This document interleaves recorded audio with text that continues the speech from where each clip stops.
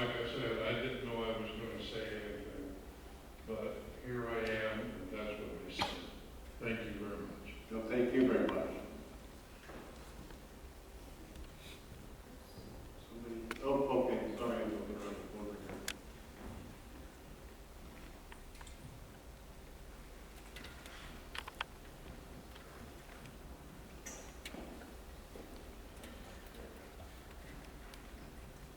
Good evening. Hello. Good evening. My name is Scott Smith, and I am actually the mayor of the city of South Haven. So I'd like to say it's nice to be on this side of the microphone and not where you are tonight. So, in South Haven, as you know, we're neighbors to the Palisades plant, and it's home to many of its workers. So we've had a very good relationship for years. I want to thank you for coming. I know this is the first of many meetings, and I applaud you for starting the process. As you've heard, more communication, but that will clearly improve. So I just want to applaud you for being here and starting to listen to the residents, the local communities. We appreciate your presence tonight. Palisades is a major employer, energy producer, and importantly for us, they're very visible and invested member of the South Haven community, and they've been that way for years. Their engagement with the city and public has been extremely important, and even more so over past years with the announcement of the closure. And they've been more present in our community with that transitional process.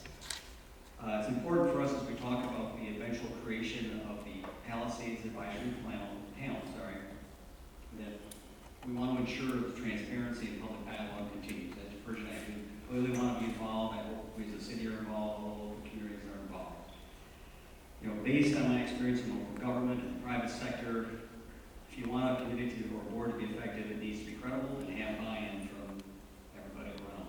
So in that case, that means local control. So include us. Please include us. What works for communities on the East Coast, the West Coast, may not necessarily work here on the North Coast, right? So hopefully you'll pay attention to what you're hearing from the folks here and in this local area. And just, as you take your recommendations back to Congress, I just want to urge you to emphasize the importance of deferring, as much of that decision making as possible to the local communities, the citizens, obviously the municipalities, elected officials, that can again impact their local citizens. And I know there's some energy folks here, but they've been a great partner for many years for the local communities, and we appreciate your presence and all that they've done. Thank you again for listening to us tonight. Appreciate it. Yes, ma'am. Good evening. I just want to thank you for coming out, starting to have a conversation with us. Can you give us your name? I'm sorry, Ella Harrington, and I live in Colbert Township, so I'm about 5 miles from the nuclear plant. And I think, like everyone is saying, I just want to piggyback on it, that you need to get the involvement of, people in the community, residents, and like you were saying, the local municipalities. I think you would get a better turnout if it's closer to, the Colbert area. I don't know if you would have a meeting at the school and then Entergy would be involved and different things like that. But I am pretty sure people in the community are concerned. I know being in the rural area, they may have trouble getting out to Benton Harbor and different places, although I appreciate the southwestern part of the state, people from Illinois and everywhere coming out. I think they need to be involved as well.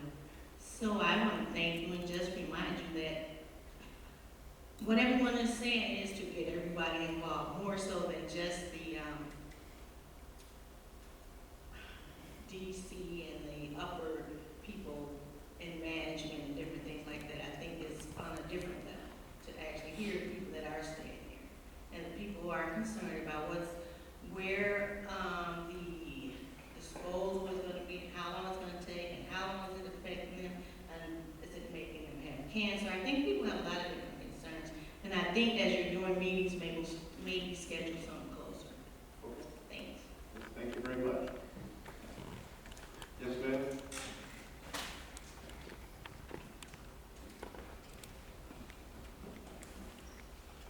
Hi, my name is Melissa Fish. I'm a legislative aid for State Representative John Hobley from the Housing area. I had not intended to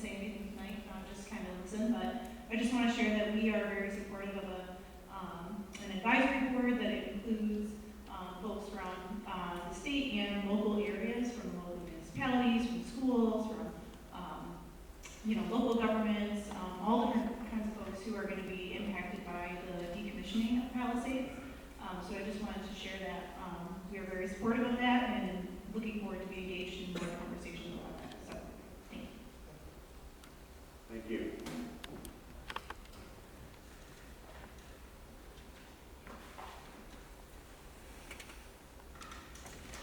Anybody bring it back in?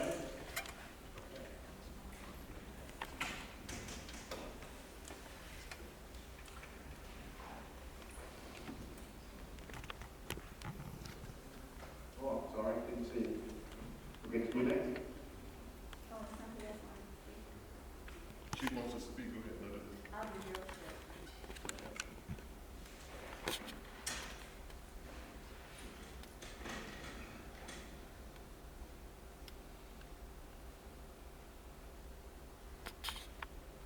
I'm Jan Bard from Nuclear Energy Information Service.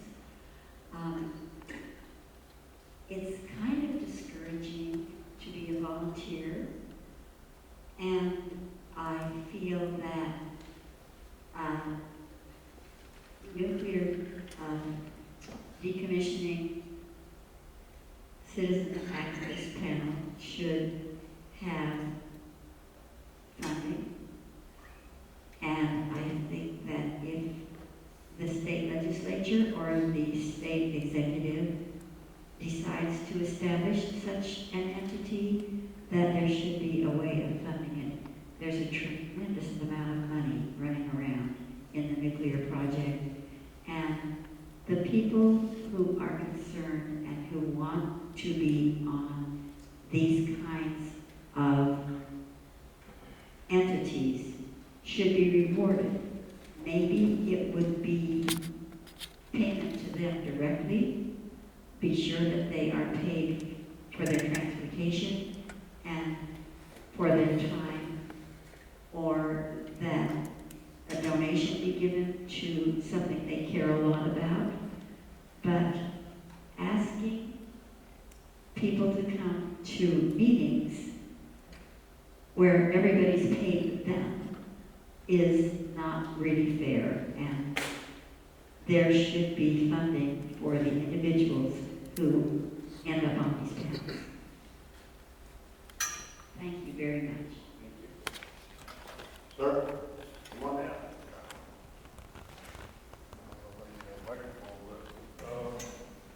My name is Sharpie Rose, I'm a resident of Cold, Michigan, and, Is it John Rose? Joffrey Joffrey.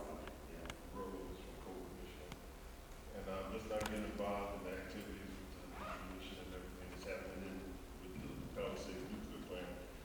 And, after listening to all these people state their concerns, I realize you guys got a tough job to do. And it's gonna take, a lot of, work to really accommodate most of these requests. And I don't know how many people can be on the board, but it seems like it's a lot of people that needs to be on the board. But when I was reading your mission statement, I can't recite it word for word, but there was a couple of words that kind of made me feel uneasy. When it said that you will, in your mission statement, it says you will reasonably protect the environment and health and everything. I want to know if you can define what you mean when you say reasonably protect, because there are different definitions. I think we mentioned that our mission is to provide safety for not only the workers, but for the public, and protect the environment. That's what our mission is. The only word we use reasonable with that I can recall is with the decommissioning funding. In the regulations define reasonable, there's a reasonable assurance that they would adequately decommission. So I'm sorry if we threw in a few words maybe or not, but I want to make it clear we are the safety regulator, and our mission is safety. And there's really no compromise on that. Because that seems like to be the main concern with everyone in this room, probably a lot of people who are not in this room. So, thank you. I know you guys did a tough job. Okay, thank you, sir.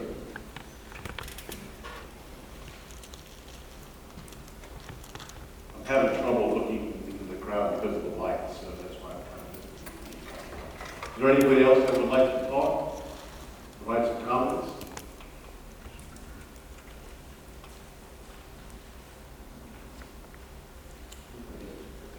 I think that's it.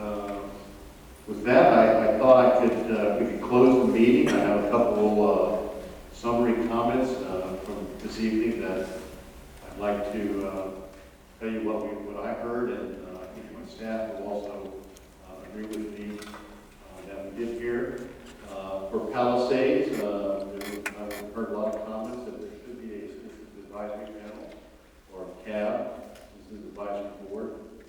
It should be independent, possibly state or local meeting sponsored, but it needs to be locally based.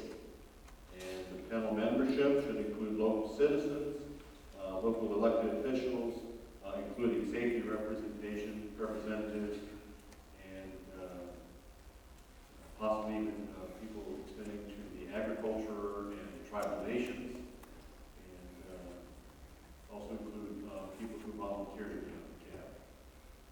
I want to remind everybody that the NRC is not a member of the Citizens Advisory Panel, but we can be guests and provide information. We are an independent safety regulator. On the other hand, I also heard that the NRC could do a better job advertising the meetings, and so we will look into that. So that's the general issues I heard,